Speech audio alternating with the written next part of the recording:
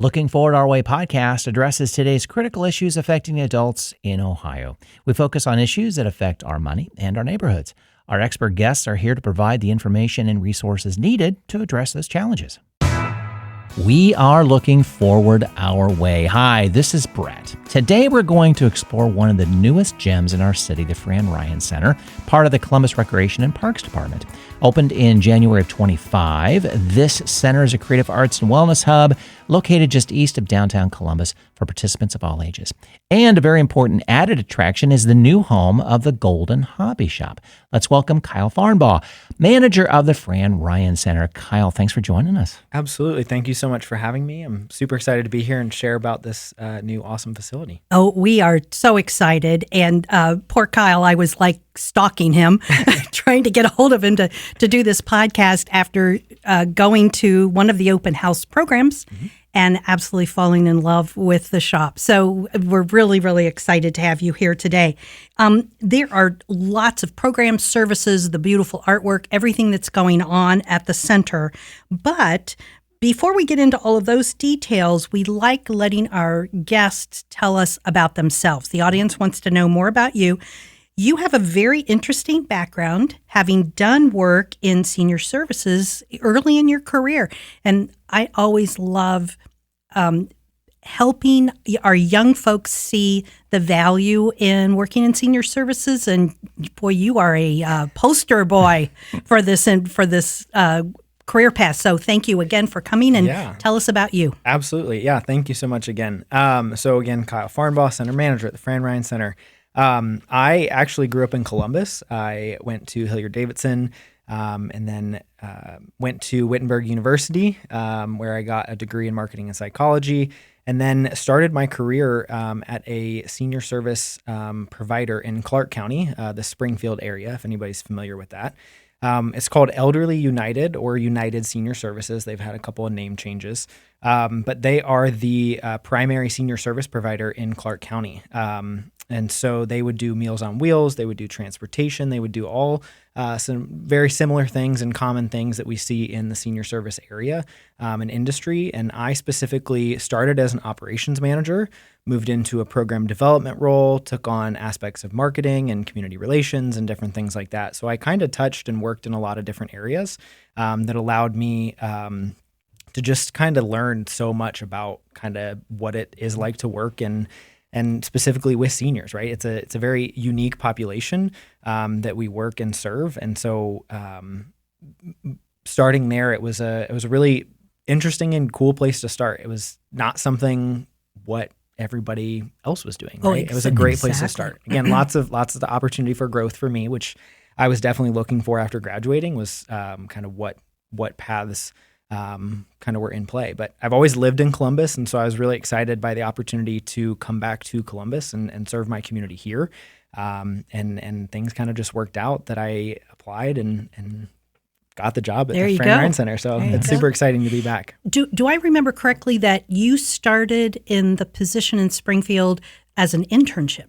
Correct. From Wittenberg. I did, yeah. Yes, so before I was even an operations manager, I was a volunteer and an intern while I was still in school. So I had a scholarship at Wittenberg where I did about 30 hours of community service a semester. Started at USS in the volunteer role my spring semester junior year, and then transitioned to an internship role and volunteer my senior year. And then by the second semester senior year, I was more intern than volunteer. Yeah. And as I said at the top of this, I've been trying to get young folks to see the value of going into senior services for a long time.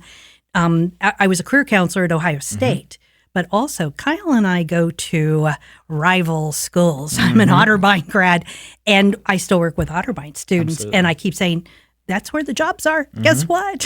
And so take advantage of where those opportunities are. Absolutely. There's no shortage. That is definitely something I know. There's no shortage of positions in the senior industry and that world. And we're always looking for young, talented people to be in those roles and bring, again, a fresh new perspective and understanding to build and grow and continue serving the older adults of our community. Right. As well as having incredible mentors to help you in your career path. So yeah, wonderful. Thank you. Yeah. Yeah. So the parks and the recreation centers have made an enormous impact on our neighborhoods, but not always credited for the great work they do in our neighborhoods.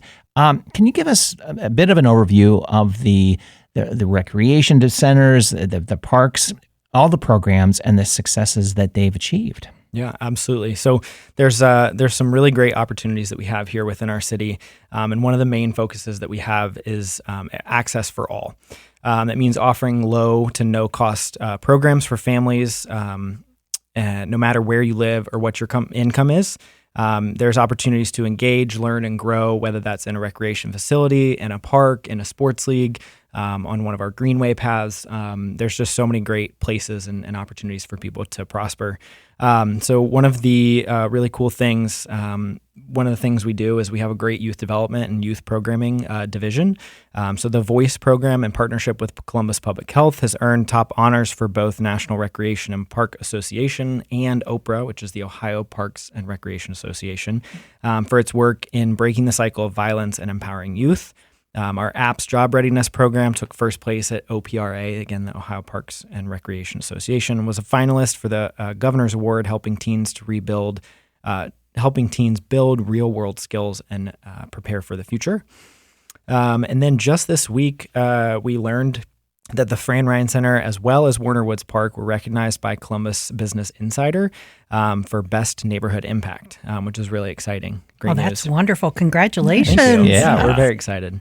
So it's a reflection of how these spaces are meeting the real community needs and creating places where residents feel connected, supported, and proud of where they live to engage in those different ways. Having grown up in Columbus, and I was 2 blocks away from the old Linden Park, which has been rebuilt to a phenomenal new facility just recently. It's really where generations have been using the Parks and Rec centers. Mm-hmm. It is it's amazing that folks don't realize the value that it has for the community and in their neighborhood, but also realize this is where our tax dollars are being used, and how fortunate we are that we have created this incredible program. And Absolutely. So, congratulations to everybody. Shout out to all the folks at the department and all the work that they're doing. So it's wonderful. Yeah, it's a team effort, that's for sure. Oh yeah, and I can't really ever remember anything negative about any of the centers or anything. Everything it's sort of like the libraries. Everything is completely going through renewals and updates and it's staying cutting edge. Mm-hmm. Absolutely. So, fabulous. Okay.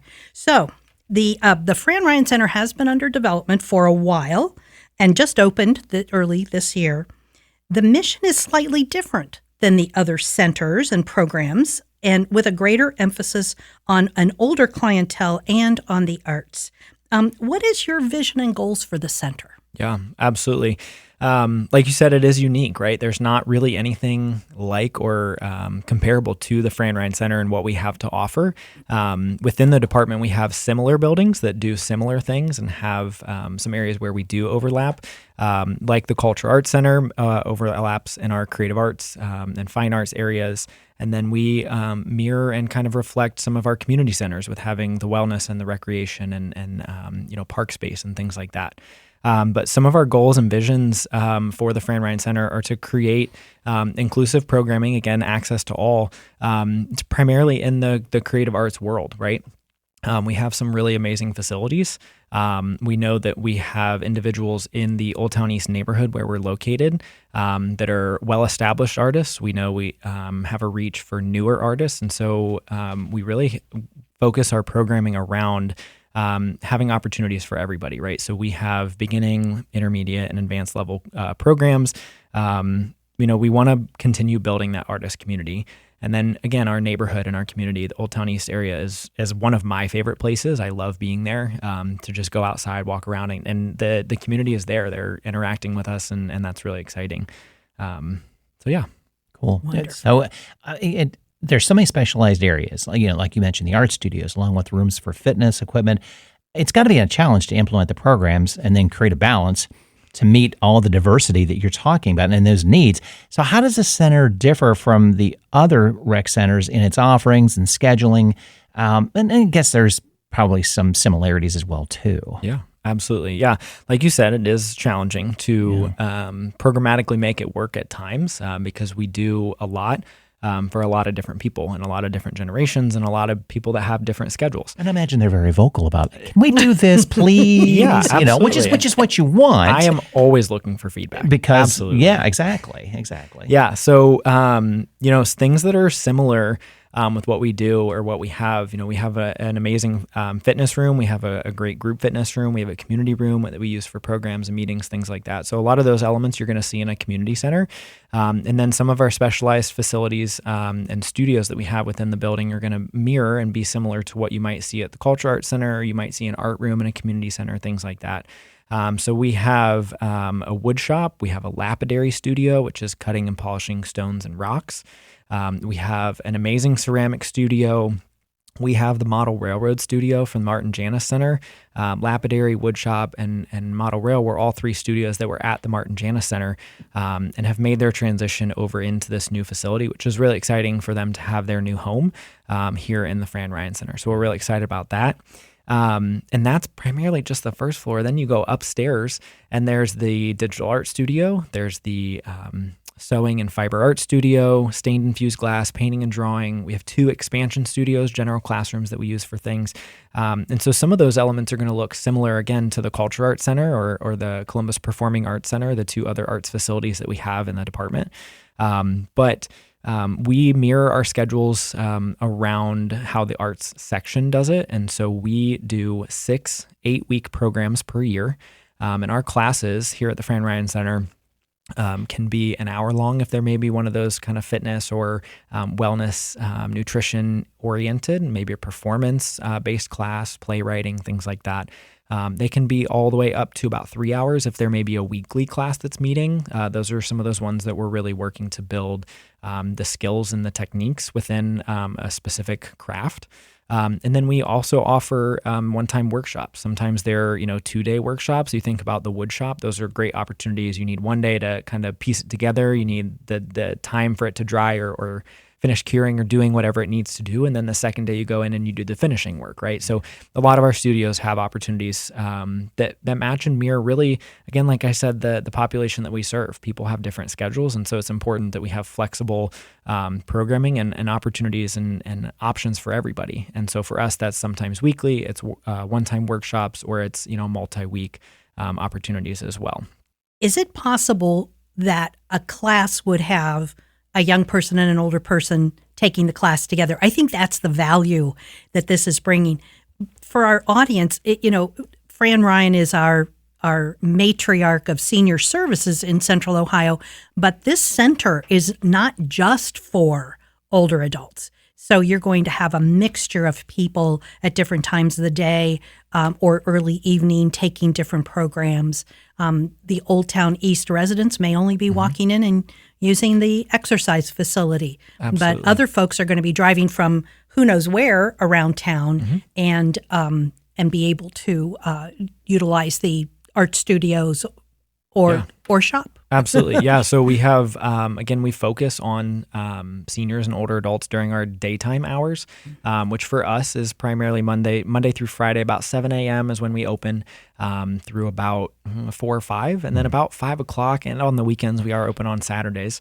We transition our programming and we do a little bit more of that programming for the community, right? So our creative arts classes turn from 50 plus into 18 plus. And then we do have some specific youth programming as well, opportunities for kids to come in. And then one thing that we're working on and continuing to figure out how this works is the intergenerational programming model and kind of how that works. And again, that's introducing, grandparents and grandkids, aunts and nieces and nephews, things like that, because it's not always a parent child or a grandparent grandchild relationship. There's all kinds of kinship within family structures. And so it's important for us to try and figure out what that looks like for us. And so one of the studios that we have started to make that work in is our wood shop, actually. And you would think maybe not the wood shop because it might seem like a dangerous place, but we have some excellent safety procedures and protocols in place to keep everybody safe.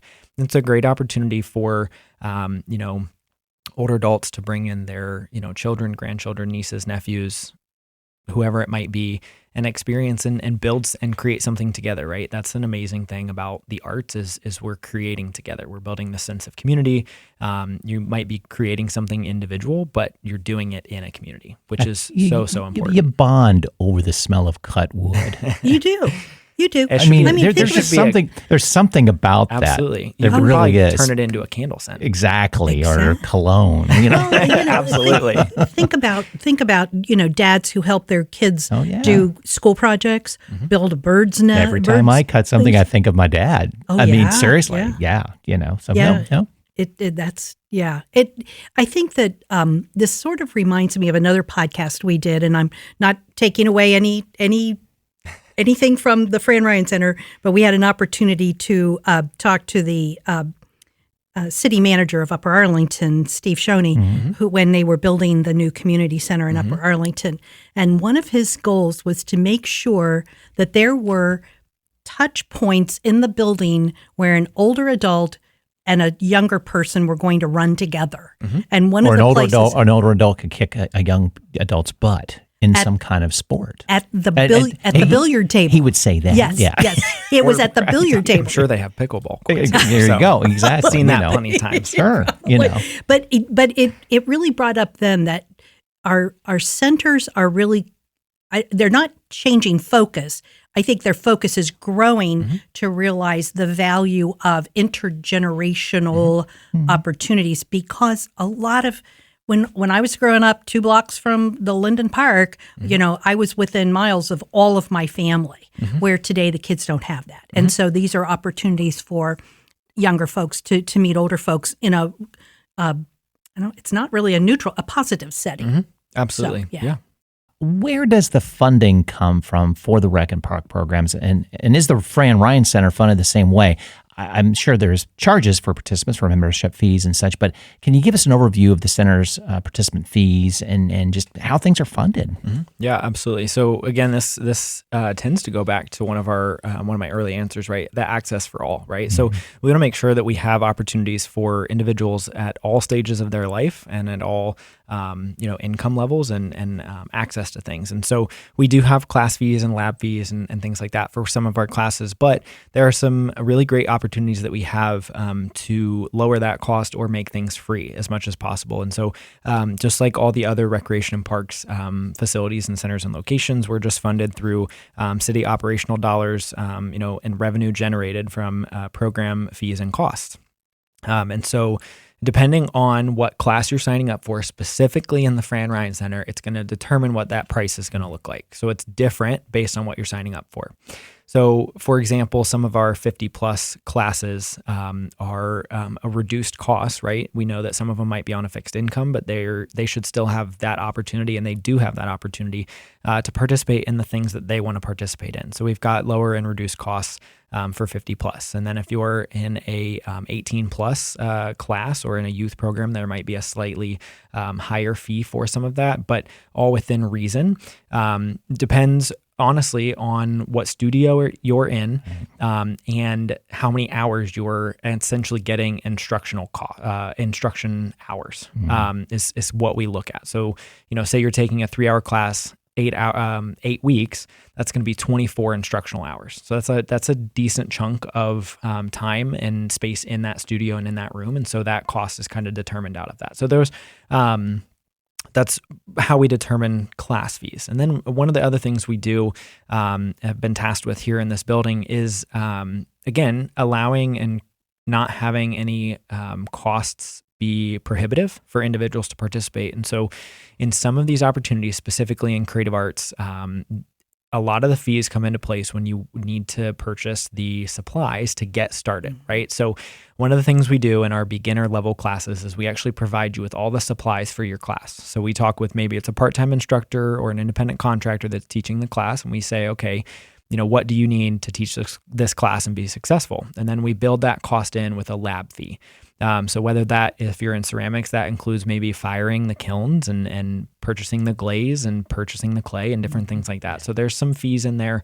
And most of our lab fees, again, depending on studio, depending on skill level, some of those advanced level classes, that lab fee actually drops because there's an expectation, and we spell that out for people when they sign up in the advanced and open studio level classes, that you're going to already have a lot of the materials and tools and equipment that you personally like to use, right? It's your personal stuff. And so there's no punishment for you to come and bring that, right? So we actually lower that lab fee for advanced and open studio type opportunities. And so I would comfortably say anywhere between $5 and $30 to $40, depending on that class, or depending on that studio, is what that lab fee is going to look like.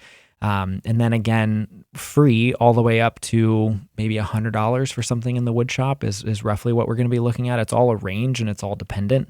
ActiveNet is our kind of online registration portal. It's the best place to get information about our classes and kind of what those free fee structures look like.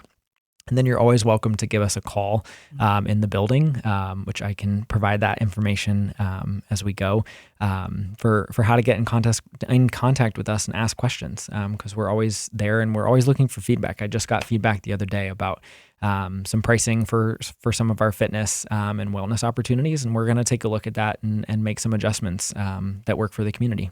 Do you have to be a resident of the city of Columbus to use the center? You do not. Okay, that is critical. Absolutely, yeah. So we do have a price for residents and a price for non-residents. Mm-hmm. There's a $10 charge per class for non-residents. Okay.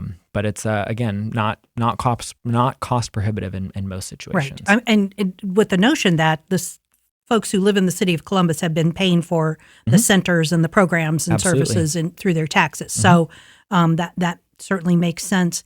To our audience, all of the information that we're talking about in terms of signing up for classes and the cost of classes and all, we're going to make sure you have that information in the resources sheet when we post this podcast. So we'll go back and Kyle will make sure we have all of the information and his phone number right there, Absolutely. ready for you to give him a buzz. So wonderful. All right. It would seem to me that this center has an amazing staff. And I'll bet that when you were looking at hiring these folks, you were really looking for some specific qualifications background of these individuals. Now that it's all settled, tell us about your staff and how you chose these, maybe not individual names, but how you were, what you were looking for in your staff. And also, how about if somebody's interested in volunteering? Absolutely. Yeah. I am so lucky to have the staff and the team that I have, right? I am also very fortunate in how I started and how we built this building. I sat in on every single interview for every single person that works in our building, minus two individuals. There were two individuals from the Golden Hobby Shop because it's a long-running existing program within the city. They were our employees already. But that doesn't make a difference because they are just as much a part of this team and two of my all-time favorite people. So I couldn't do it without them. But yeah, I absolutely was looking for specific skill sets in the beginning, right? So, just hearing and talking about some of the specialized studios that we have, there's a lot of technical skill required to know how to do that, to run the maintenance and keep kilns, right, and glass and ceramics and wood shop up and running, right? So there's a lot of preventative maintenance that we do. And so we've got a great team of studio managers and instructors on our part-time staff. We have recreation specialists that help Our assistant managers and myself plan and organize and work with independent contractors. They also teach class. We have recreation aides that help work the front desk. They are, kind of central command for our building. It's a very large building, and so there's a lot of foot traffic. There's a lot of things to know, a lot of people to know. But I have an amazing team, and I'm so thankful and blessed to be able to essentially handpick all of them. And with that, right? So things transition and change, and we introduce new things, and there are lots of opportunities for volunteers to get involved, and so. One of the things we do right now is we run a lunch program through the commercial kitchen we have in the building. We partner with Life Care Alliance here in the Franklin County area and provide a meal Monday, Wednesday, Friday from 11:30 to 1 p.m. And that's a volunteer run right now. And so we're always looking for individuals to get involved in that aspect to help us, again, pass out the meals, make sure that we're getting all the paperwork that we need, all that fun stuff. We have opportunities at our front desk.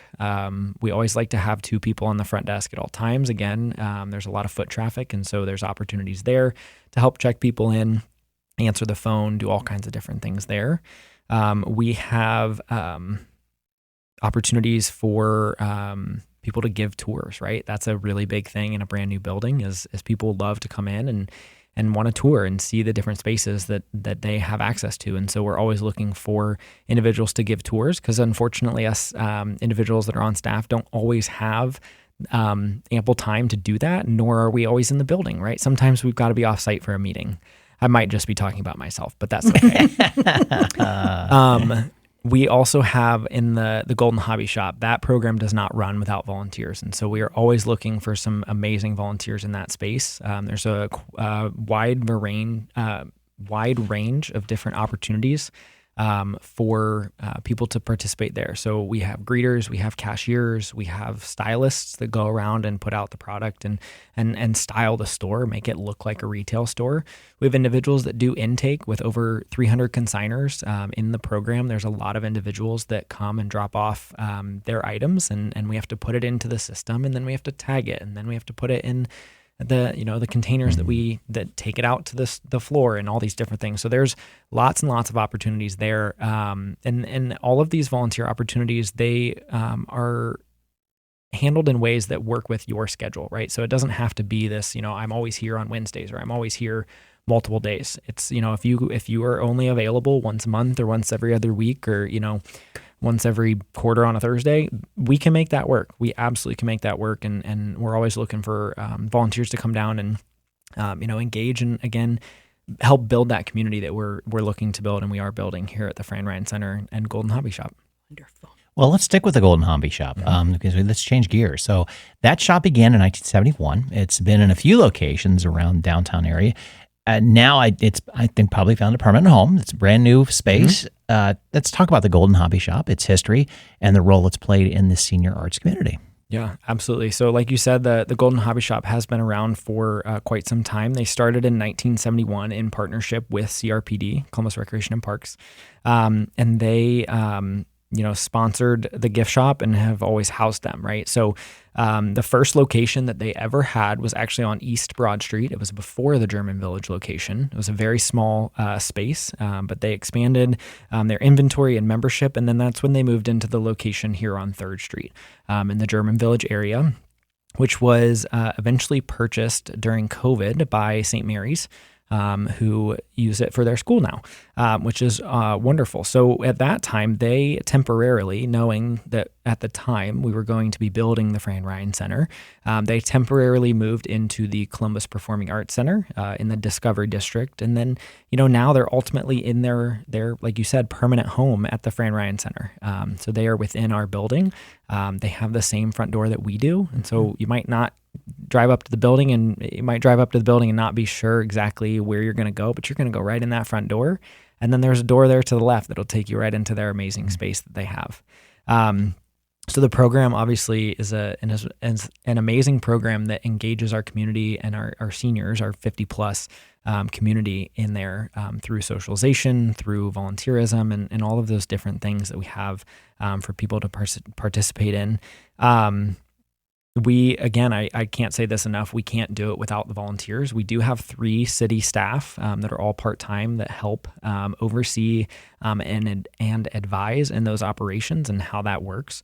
But everything else is done by volunteers and the board members that we work with to make that shop happen and run. I think you said there were over 300 individuals who are showing artwork there? Yeah, absolutely. So last report I got was there were over 335 consigners in the program, which for context, before we moved out of the Columbus Performing Arts Center, our temporary home on Franklin Avenue, we had 197.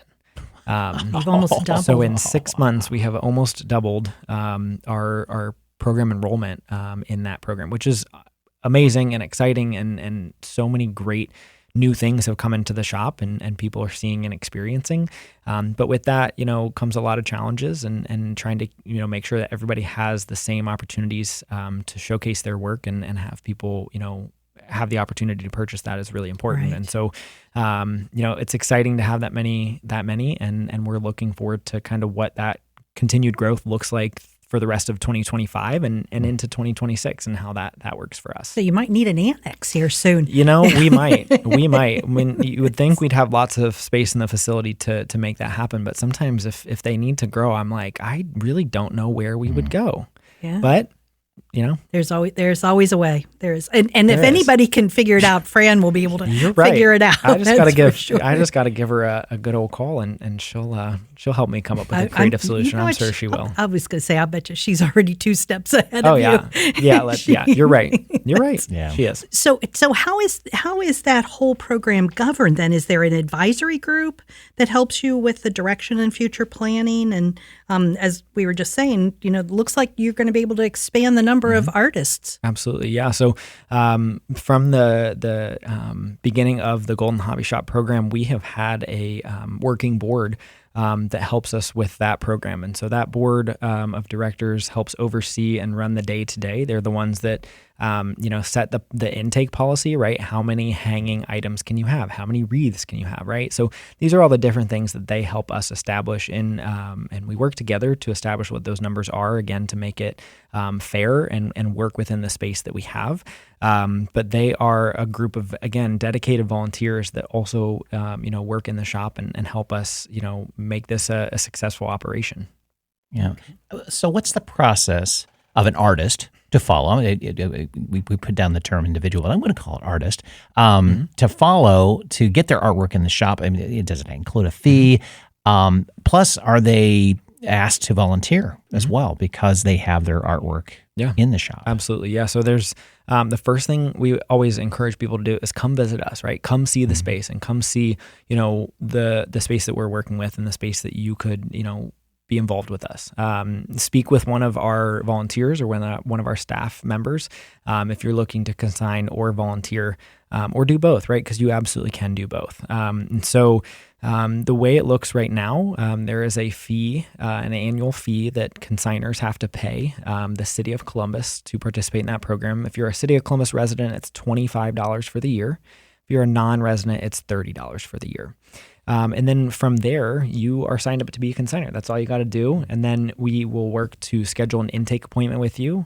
Those intake appointments are when you can bring the works that you create. Again, everything handcrafted, handmade. It's a senior-only program, right? 50 plus. But you come during that intake appointment. We categorize and inventory all your stuff, put it in our system, and then it goes out on the floor. And then from there, you get an intake appointment once a month just for being a consigner. If you are also a volunteer, you get an extra appointment a month. So if you've got some things that are just flying off the shelves because they're really popular, you have another opportunity every month to come in and do that. So that's kind of how the process works to get people signed up and involved. That's interesting. Let me make sure I understand this. So I may have 10 items that I would like to bring into the shop. So I have an appointment for a negotiation, basically. of how many of those 10 items are going to be accepted? Yeah, absolutely. So if you're only bringing 10 items, it's actually not a negotiation in most situations. Some of our consigners have stock of total items up to about 60 items. It depends on what it is, right? So it depends on primarily how your pieces are displayed within the store determines the inventory. So if it's a hanging piece, whether that be glass or a painting or something that hangs, those inventory levels are a little bit lower just because we don't have a ton of hanging space, right? We've got the walls and we've got some great systems to hang that, but it's all dependent on what the item is and how that works. But it's also not necessarily a negotiation. We have with the Golden Hobby Shop board, when an item is sold, the consigner receives 80% of the sale price. The Golden Hobby Shop board receives 20% of that sale price. And that goes to help cover and pay for their operations like the consignment software, the credit card fees, all those different things that come with running a retail shop. So it's not really a negotiation in terms of how it happens, depending on the number of items that are brought in. The consigner receives 80% of the sale price for their different items. The Golden Hobby Shop board receives 20% to pay for their different operations like the consignment software and things like that. And so based on what the consigner is looking to receive or what they think their product is worth, they're going to determine what that sale price is going to be. And then we have a little matrix that we put in front of them to help them have an idea of what that looks like, right? So if you sell an item for $100, you're going to get 80 right off. And that's how that works. And so it's actually the consigner's choice of what price they want to sell something for. Okay. Well, and as I said, I've been there a couple of times now, and the staff are going out of their way to make sure that things are displayed really well. So you're not going to get your stuff shuffled in with everybody else's stuff. It's sometimes a very unique way of displaying. So Absolutely. The folks who are doing that, you call it the arrangement, the stylist, have done a wonderful job. Yeah. So that's great. Absolutely. So I think the center and the hobby shop are also doing some programming with key partners in the neighborhood. Can you tell us a little bit about those partnerships and the programs that have been developed? Absolutely, yeah.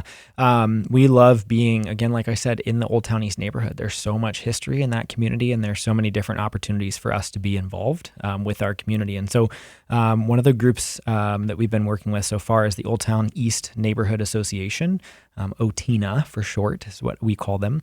We've also worked with Old Town East Arts. We were just involved with their art walk on June 14th of this year. And so we're excited about what the different opportunities look like with Old Town East Arts.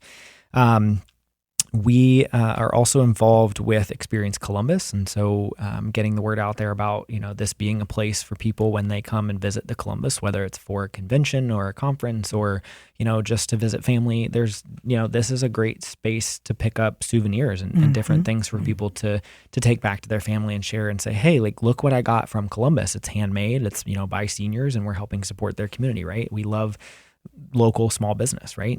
We absolutely love that. So.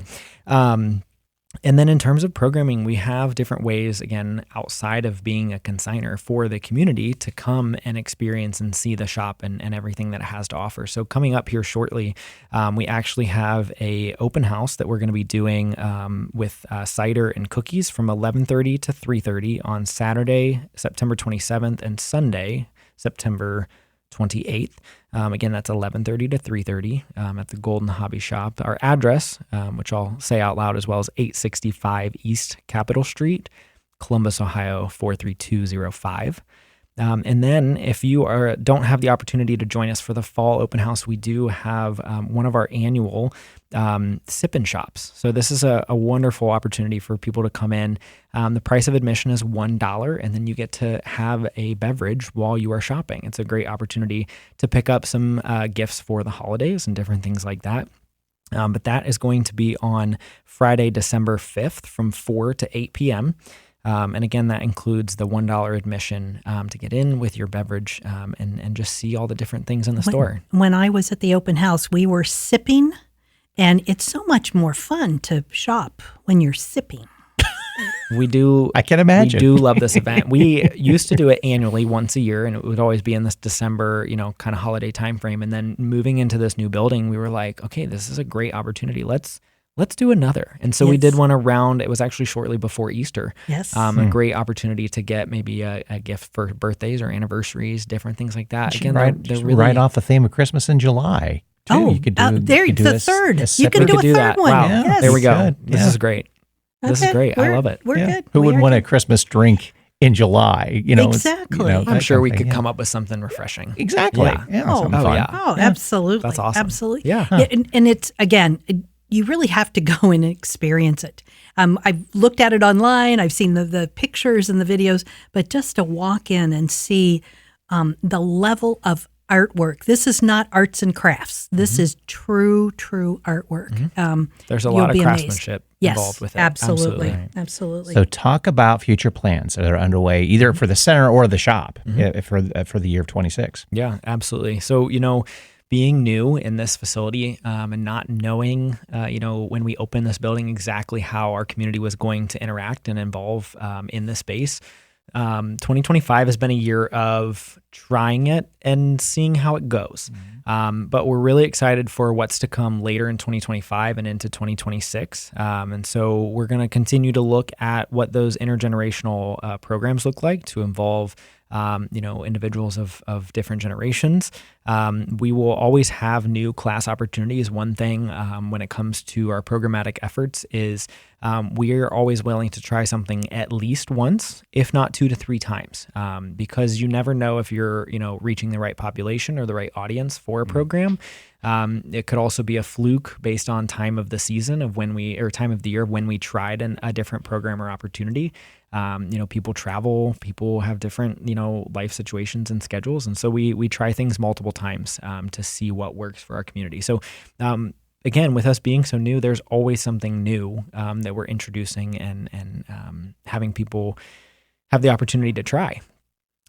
So some of the other things that we have an artist in residence program that just opened our application portal for that recently. So if you go to columbusrecparks.com and search Fran Ryan Center, you'll be able to find all the information there about our Artist in Residence program. But our Artist in Residence program is specifically for an individual 50 and older that is looking to, just create new work and experience and be in a space in a community where they can be around artists and get ideas and collaborate and do different things like that. So that application portal and deadline is August 22nd is when that closes. And so there's still time to sign up for that if you or somebody you know is interested. But we will have one resident in this cycle, and the residency runs basically early January through early May, and then we'll have another cycle that'll open over the summer, and it'll actually be one in the fall of 2026 and then one in the spring of 2027. That would be our annual time frame for that, and that pairs very nicely with the Cultural Arts Center and how they run their Artist in Residence program. And so we're excited about the ability to all be moving in the same direction. With 3 really unique facilities. One of the things we're working on, is we really want a dedicated gallery space that we can have that also, again, works for our space, right? So something that's flexible and can be, taken down and moved around and work for us. And so we're working on what that looks like for us. And so the plan is 2026 is going to be a time frame when we're going to, really look at potentially having some exhibits for people to come and experience and see the different work created in our building, and then showcase just different artists within our community. So lots of opportunities there. We have an amazing outdoor space on the property as well. So we have a 1.4 acre park with a nice walking loop and an outdoor patio. And so we're looking at what some outdoor programming opportunities look like. Obviously, heat of the summer, we're not doing a whole bunch outside. Dead of the winter, we're not doing a whole bunch outside, but there, here in this area, we obviously have some really great climate at certain times of the year. And so we're looking at how we get people outside. One of our classes coming up is a landscape class. And so the class is actually it's a plein air. So they're going to be outside and painting what they see, right? We've got 2 very old oak trees on the property as well. And so they're quite historic, right? They've been there, as far as I understand, before the Douglas school was there. And so there's a lot of history with those trees in our community. So we also work with our special events team that plan Jazz and Rib Fest, Winterfest, things like that. And so we're looking at what a potential arts festival might look like in our community. Again, with an outdoor space, it would be really cool to see some opportunities there. And then some things here in 2025, we do, we call them demo days, but they're an opportunity for the community to come and just see what the building offers, right? So it's a great way for people to come and see the different studios, what you can create in the studios. It's a chance to meet our different instructors or independent contractors that teach classes. And so the two coming up in 2025 are going to be Saturday, September 6th and Saturday, November 1st. Again, at the Fran Ryan Center, great opportunities to come and see and have an opportunity for us to showcase what's going on. But again, our website and ActiveNet are really the two best places to get information on what's going on and what's coming up. We have had so much information. I'm just like overwhelmed writing my notes here.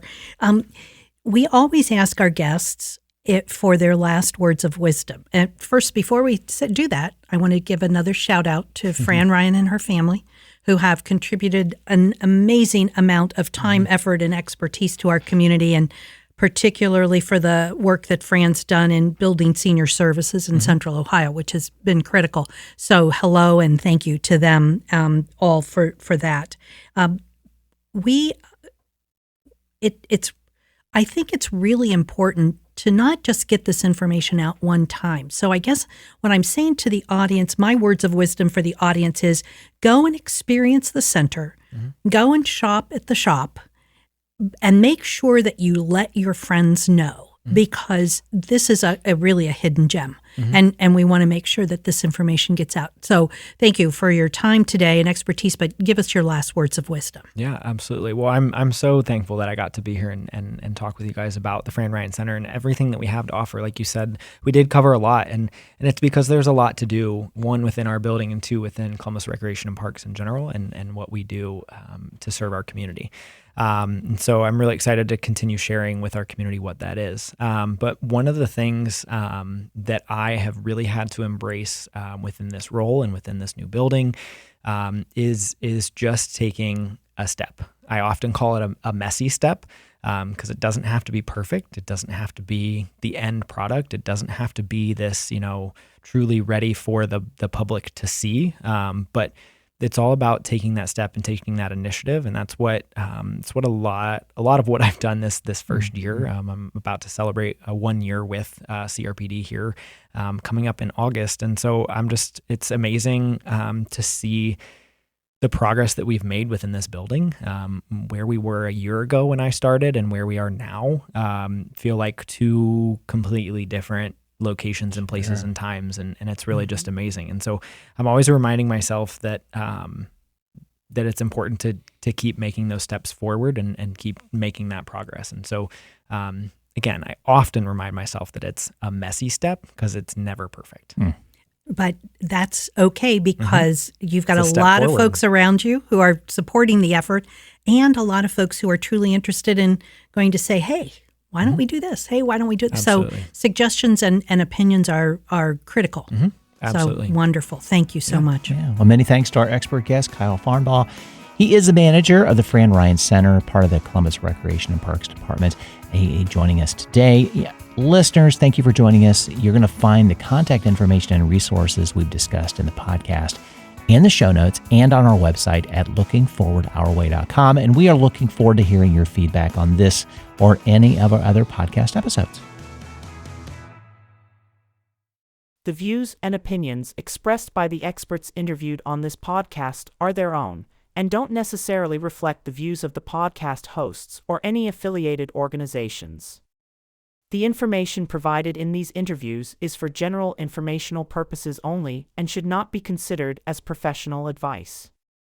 Listeners are encouraged to consult with qualified professionals for specific advice or information related to their individual circumstances. The podcast host and producers don't endorse or guarantee the accuracy, completeness, or reliability of any information provided by the experts interviewed. Listener discretion is advised.